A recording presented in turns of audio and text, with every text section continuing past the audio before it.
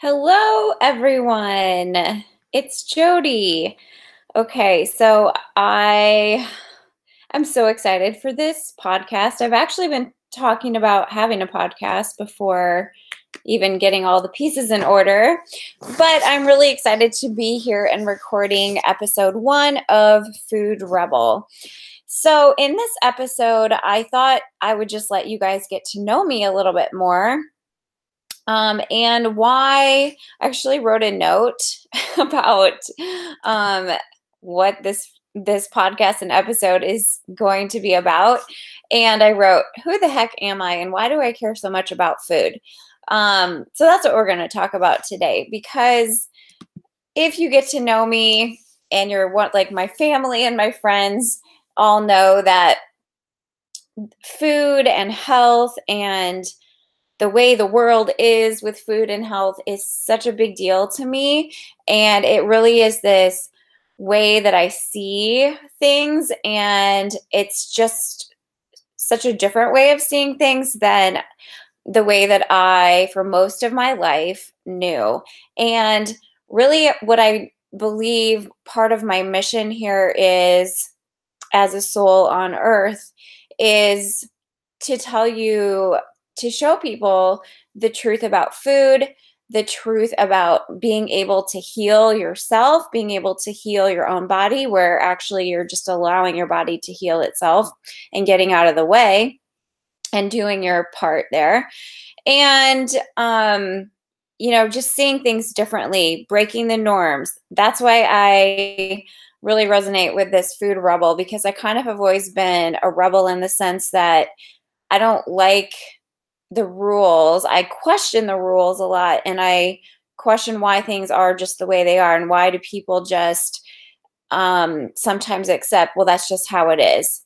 I actually have uncovered a lot about that recently. So it's really powerful to know that just because, I don't know, the government or your teacher or doctor or your parents or your next door neighbor tell you whatever about your body, your health, anything really, you don't have to take that in, and you don't have to take that on, and you get to choose what you want to believe. And I can't think of a more powerful area to have this knowledge than for your body and for your health, because it's the only one we get. And it really is this piece of us that we take everywhere we go. And when it doesn't feel good, or something's wrong, or it's off, or we just know that it could be better, and we're not being our true selves, then it changes everything else in your life. I truly believe that. So that was a little rant, but let's just dig in, and I'll tell you a little bit about my story and who I am and where I came from and why I live in Iowa. I hope my mom listens to this. Love you, Mom. Okay, so who am I? My name is Jody Christine Bullock. I was born in Ames, Iowa in 1979. And although I've always lived in a suburb of a city, all of my extended family, or my grandparents and a lot of my grandparents' brothers and sisters, and a lot of my aunts and uncles and cousins are farmers and have lived on farms. So growing up in the farming culture was pretty normal to me, even though my parents aren't farmers themselves. My mom grew up on a farm, my dad grew up on a farm, and obviously he helped. And my mom helped out doing chores, and all those things were very normal.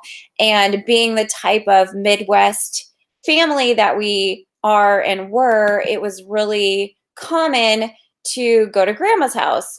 And grandpa, but we would just say that. Go to grandma's house, go to grandpa's house, like really frequently. And so we were only a few hours away. And so we would go to the farms all the time. And it was just the way that I grew up, being out in the country, being in a farmhouse where my grandparents were, they had gardens, and they had cattle and sheep and hogs, and some other fun animals too, like bunnies and horses that we got to ride, and dogs and cats. And, you know, a normal weekend at the farm, we would be going into the barn, going up in the haymow and seeing the new baby kitties and, you know, coming in to eat snacks with my cousins and running around outside and all these things. But the reason I'm bringing this up is that, um, you know, the way that our food system is today,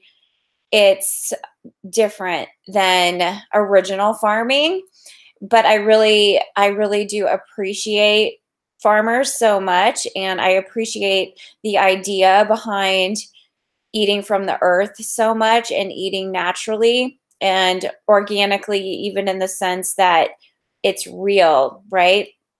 So with that, with the farm lifestyle, grandma grandpa's house lifestyle, came this passing down of culture, which is really relevant in the Midwest, where the way that you eat looks like meat and potatoes and corn, right? And meat is not wild caught salmon, you know, on a bed of broccolini, as much as it's burgers and goulash. I mean, if you guys are from the Midwest, you've got to leave me a comment and tell me if you've had goulash or meatloaf or meatballs with rice. My husband calls them porcupines. We never did that, but he's like more Swedish. So the point is, like, we ate a lot of red meat, okay? And it was really normal to stop at the locker on the way out of town back home and pick up a bunch of like the deer cow that we just were petting a few months earlier, you know? So I didn't think about it like that at the time, of course. It was just normal to me because I was a kid and my sisters. So we ate a lot of that kind of food, and we ate a lot of potatoes, and we had vegetables, you know, and I don't ever mean to offend, you know, anybody and my mom either for preparing food. I mean, of course, you're going to do what you know and what was taught and normal, right? It's pretty out of the ordinary for someone to just go against the grain essentially and start eating in a completely new, different way, which is sort of where I'm at now, in this position that I find myself. And I'm so glad. But, you know, we did eat vegetables. You know, carrots would probably be the most colorful. I don't know. We definitely weren't eating fennel. But, you know, I just want to stress that my childhood was very not organic in the terms of like a health conscious family or person, that I came here from a different path. So, and I think a lot of people are and do these days. So the way that I ate was really like that, and also canned soup and junk food, you know, like I was a kid, I loved Twinkies, especially like when you put them in the freezer. They were so good. And it was really normal for me to like take my lunch to school and have fruit roll-ups and fruit snacks and chips and I don't know, you know, deli sandwiches or Lunchables or any of these things that now I look at and I'm like, oh man, I sure ate a lot of bad ingredients, you know? But I think there still are so many ways that food is just, it's right now so prevalent in our culture. And that's what I'm hoping to bring awareness to, and the reasons for that, which we'll get to. So that being said, I grew up like a normal kid, whatever that means, but a very normal Midwest child. And I, you know, health and fitness and those type of things, they were not on my radar until later in my like teenage years. So I would say like my biggest health struggle up through high school was my weight. And that just came from eating bad foods, I would say, like eating too much food and not getting enough exercise. and a lot of confidence issues.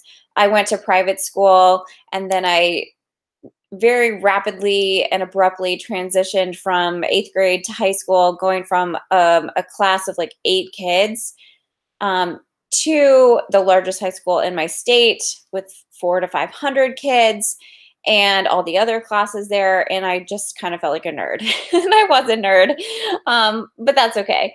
I was smart.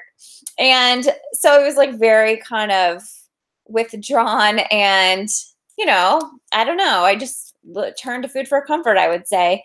And then it took me even beyond that, even then getting into college, and I went to a private school that was smaller again. It wasn't until like the summer before my junior year where I was like, man, like I don't feel good in my body. And what was actually happening was because I had been into sports in high school in cross country and basketball, especially. I found myself playing basketball in college, sort of just because I thought that's what I wanted to do, but I really didn't. And so when I would find myself in the gym working out with my teammates, I was just more interested in working out than like playing basketball. So came home the summer before my junior year, and I like just remember like sitting in my living room and thinking, because I had been going to the gym and I would go and I'd work out hard. I would run and I would do these fun classes and lift and spend hours there because I had nothing else to do besides work at the Gap, Gap Kids actually. And then I would like binge on like food at like 4 p.m. while Oprah was on because I hadn't eaten properly all day.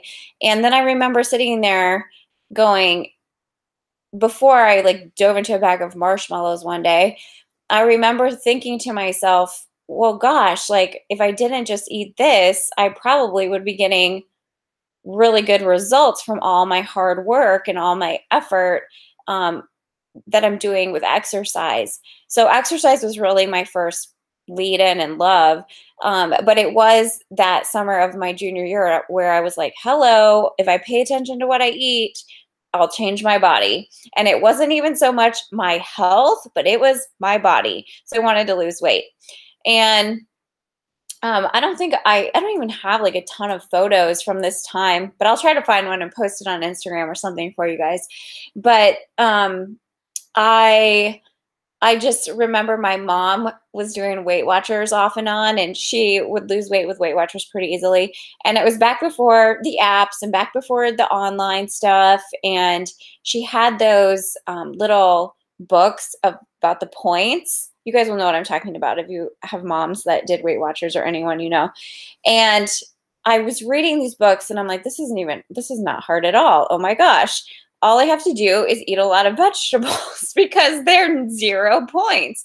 And so I found out like how many points I was allowed. And this is my perfectionistic Virgo mind. I was constantly trying to like do better than the best way of the system. And it was really unhealthy actually, because I was just not eating that much. And the good news is I was eating more steamed broccoli and carrots and cauliflower, that classic mix, and chicken breast. But I also was just trying to like cut the calories and basically cut the points and cut the food. So what I was doing was like drinking Diet Dr. Pepper or Diet Pepsi as part of my breakfast to be full. And that really kind of continued for a few years, like into finishing college. Because I just didn't really know any differently or think it was a big deal, honestly. And then I would still do my favorite things like Golden Grams, right? Golden Grams, like that could be a meal. And I would even eat that in college for like dinners. But here's what happened. So I woke up to the idea that food mattered, in at least a way to change physical aspects. And it did. It totally did. I remember losing quite a lot of weight in that summer, to the point where when I went back to school, people were like, whoa, what happened to her? And yeah, I looked really different, and I liked it, obviously, because I got even more into like clothes and fashion, and loved ordering things from J. Crew and picking it up at the mailbox, right? So that was my first dive into food, not even for health, but just for weight loss. And then that continued, and my passion for exercise continued, and I became an exercise science, health promotion major.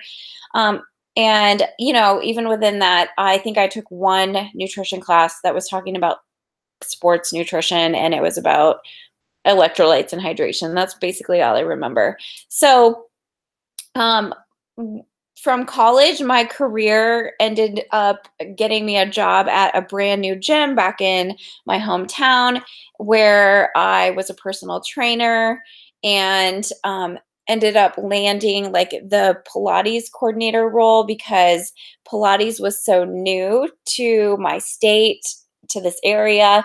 And I had stumbled upon Stop Pilates training the like second semester of my senior year in college and got trained with someone who I think is one of the best instructor trainers there is for Stott in Fairfield, Iowa.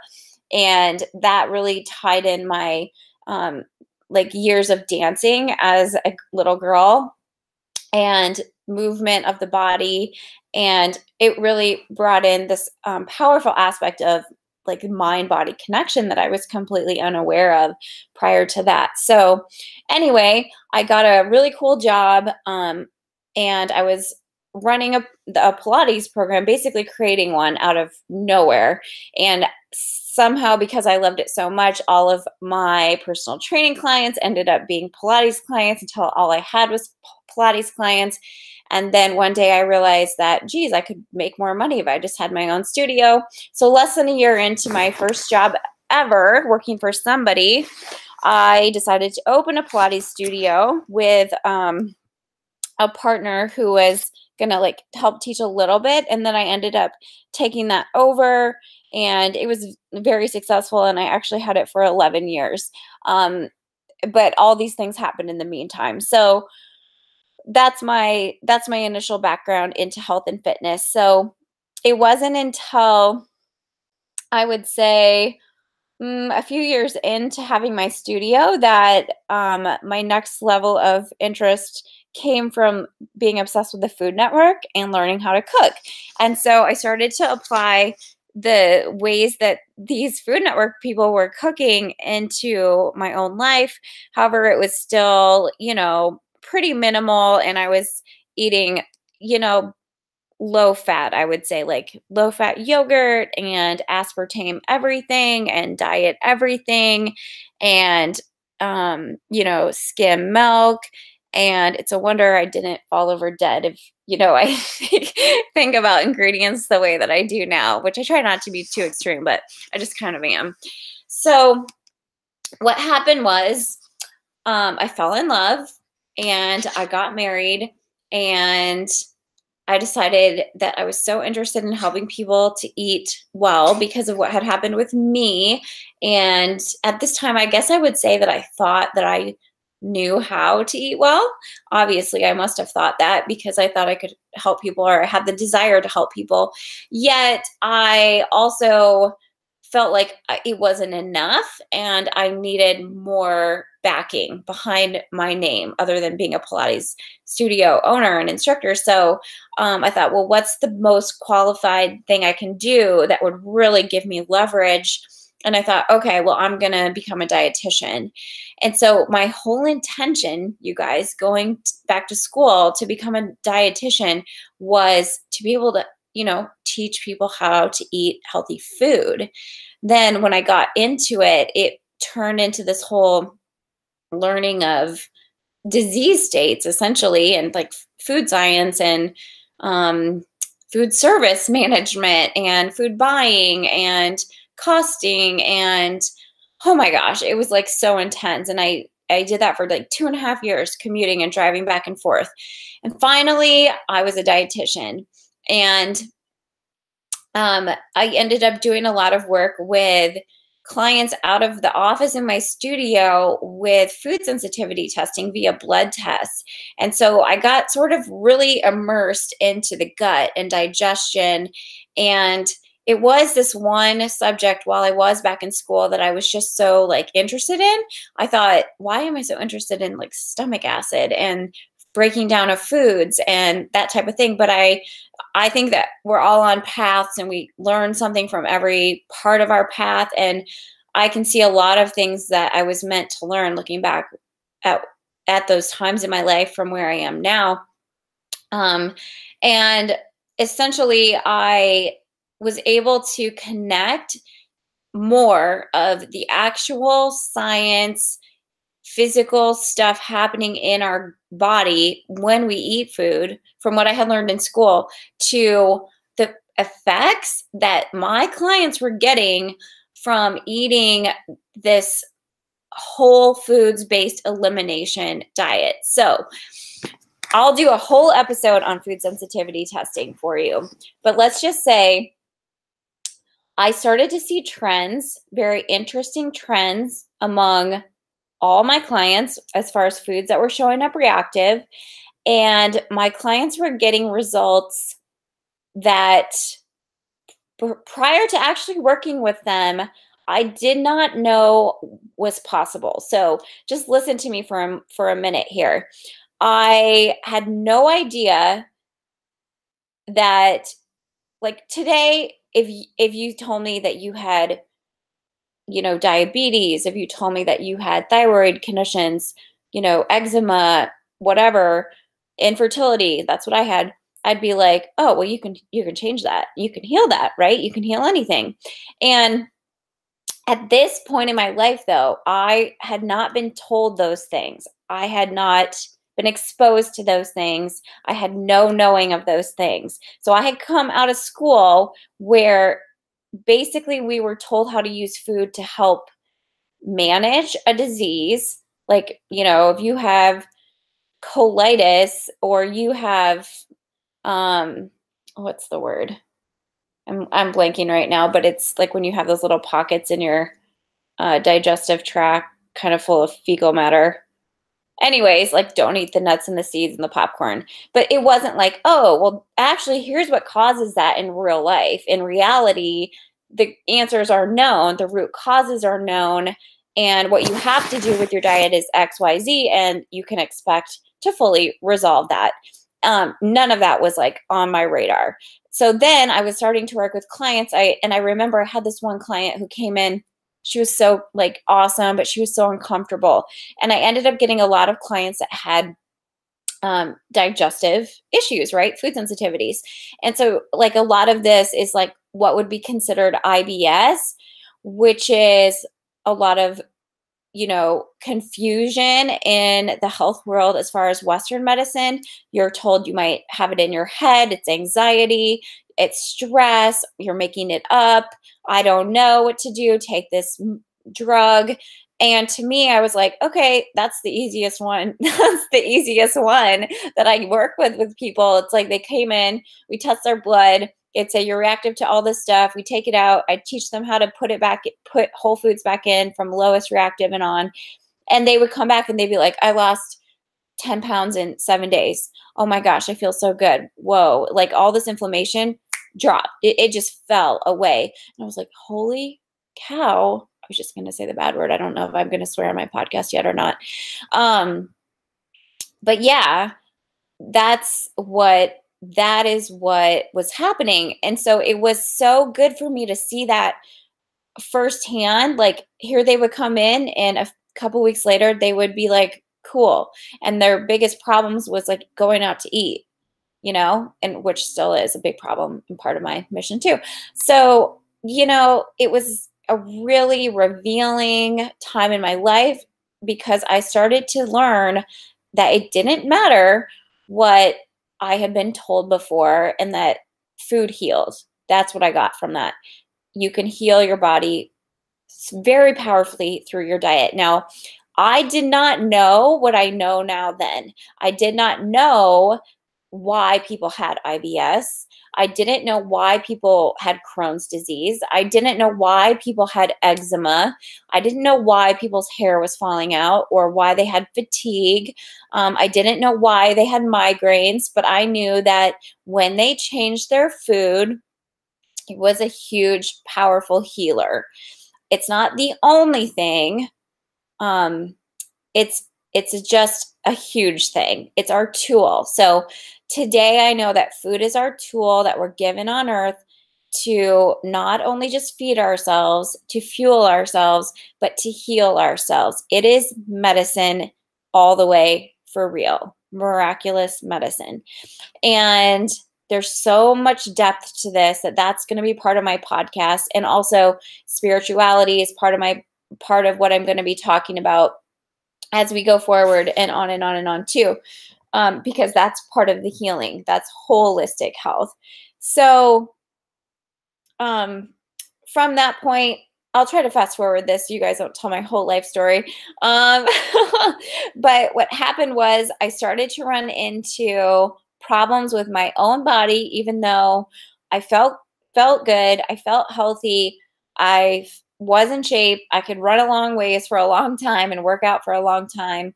And I thought I knew what was up with food, but I didn't. And I didn't know what was kind of lying latent inside my body until we decided that we wanted to try to have a baby, and it didn't work. So I'll leave another whole podcast for the fertility story, maybe part 1 and 2 even. And I'll just say it didn't work. We ran into every wall. We tried IVF, and I hit a breaking point where I said, this isn't working. My husband actually said it first. He's like, that this is the definition of insanity. Keeping on doing things, the same things are not getting us a result. Why would we keep doing this? And I was like physically spent at the time, and my body had turned on me. My stomach hurt all the time. I gained weight. I became depressed. I wanted to hide under a blanket all day and wear pajamas. Yeah, so it wasn't good. And so it wasn't until then that I had to turn back to food. You'd think I would have looked there first, but no. And I had to turn back to food and realize that this is where I needed to focus. Something was in my body, something was going on in my body that I didn't know was there, that I didn't know needed healed. And I had to learn. I had to learn. And I'll just say like this, the number one thing that I realized was my body was toxic. It was dangerously toxic. My dear poor liver. I'm still loving on it today. And I think we all need to be doing so because we're just bombarded every day, everywhere we go.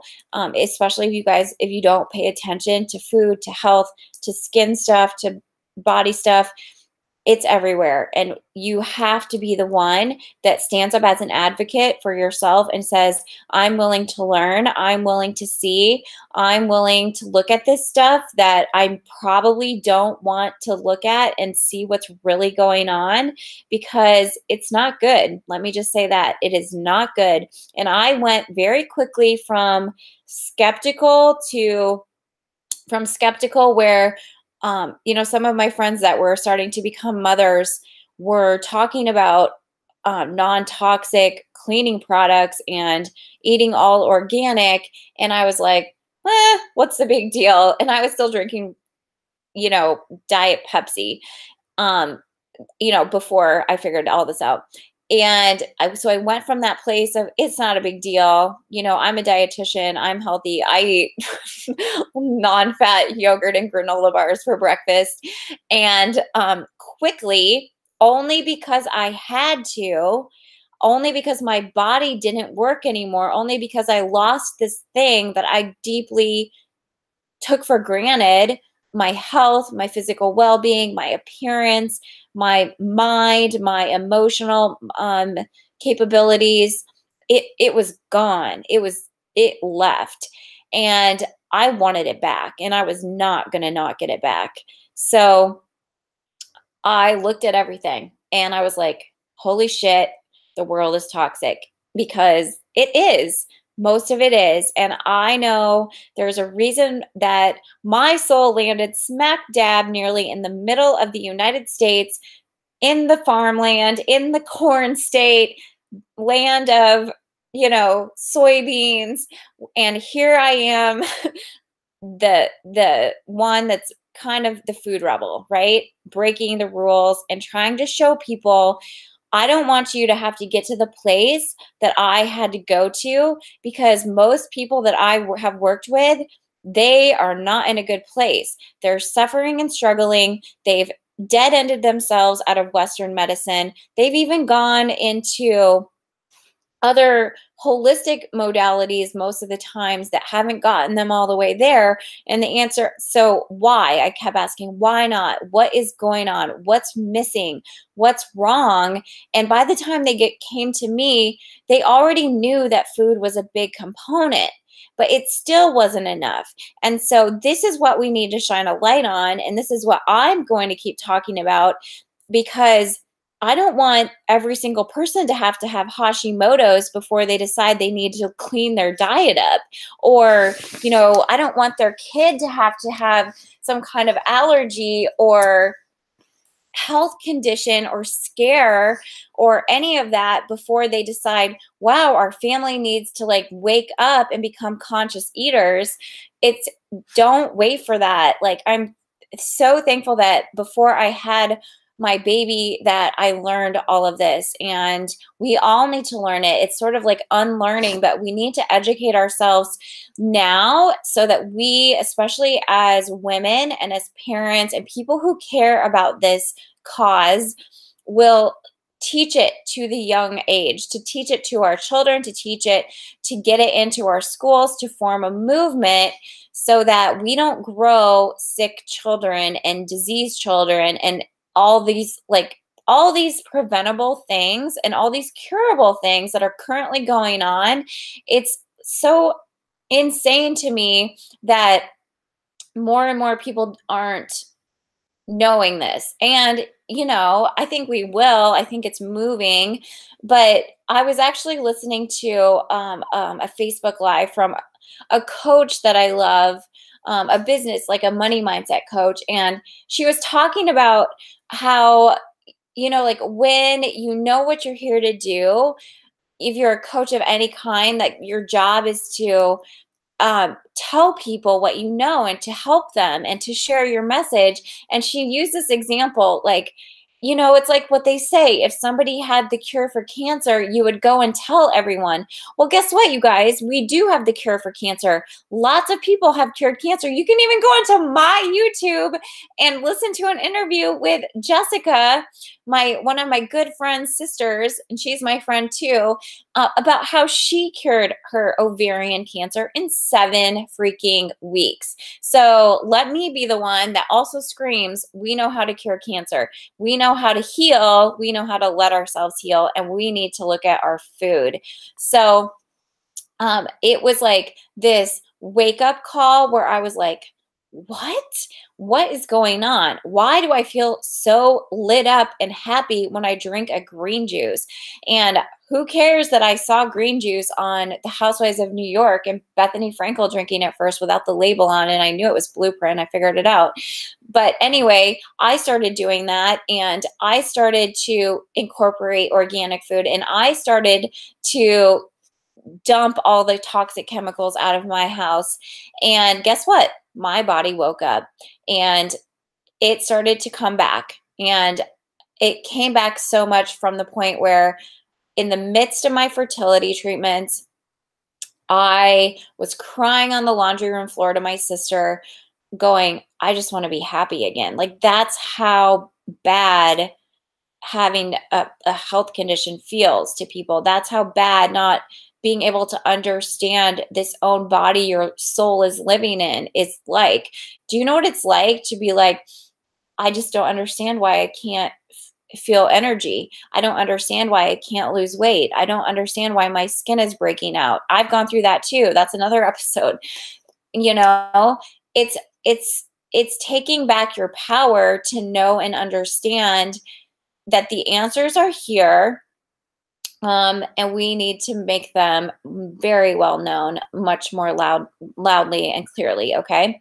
So that's why I'm so passionate about it, because when you've gone from, I feel great in my body, healthy, happy, and in love, to what's going on. I didn't do anything that different, and I wasn't doing anything differently with my diet, but it was the cascade of um, drugs and toxins and ingredients within the drugs that were my tipping point that turned me into the downward health spiral. And when you when you hit a tipping point, whether it's physically or emotionally induced or both in my situation, it just becomes harder to get out of it if you don't know how to get out of it. And in order to get out of it, in order to heal your body, and in order to be healed all the way and around, in and out, it does take knowing the way that you're eating, what you need to be looking for, what you need to be looking at. If you can understand what's going on, it'll give you peace, and also to empower yourself how to know how to use energy, and your mind energy is what I'm talking about here, to come back to life, to come back to who you really are, because that is so needed too. You can't just come to a health coach, especially if you come to me, and think that the only thing we're going to talk about is, did you eat broccoli for lunch or a cupcake? Like, it's not that. You're going to very quickly see that the faster you open up your eyes to all areas of what's going on in your life, and how you feel about yourself and how you feel about things, and also what do you expect of your health, what do you expect is possible for you, like, you have to look at all of that too. That's a difference maker. That's what creates miraculous results. It's not supposed to be miraculous. It's supposed to be normal.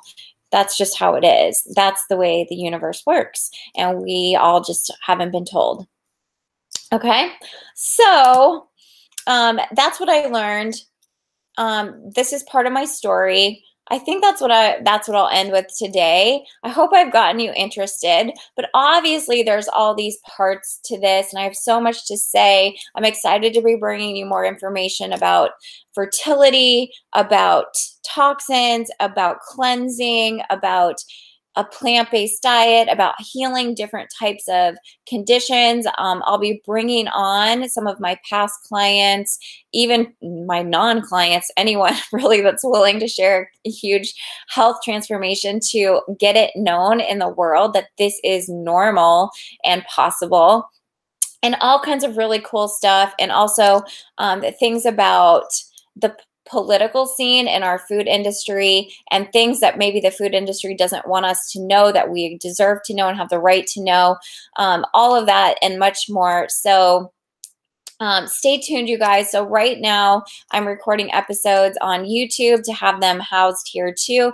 But once my podcast is live, please subscribe to it and leave me a comment, share it on social media, tag your friends. I'd so appreciate it. And leave me comments about what else you'd love to hear on this topic in this realm. And I'm happy to do the work for you and bring light to all of these areas. So thank you so much, and I'll be back next time. Bye.